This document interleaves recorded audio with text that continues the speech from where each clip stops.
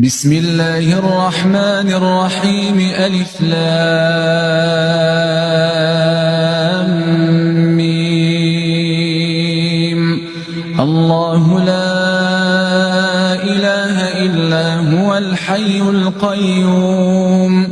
نزل عليك الكتاب بالحق مصدقا لما بين يديه وأنزل التوراة والإنجيل من قبل هدى للناس وأنزل الفرقان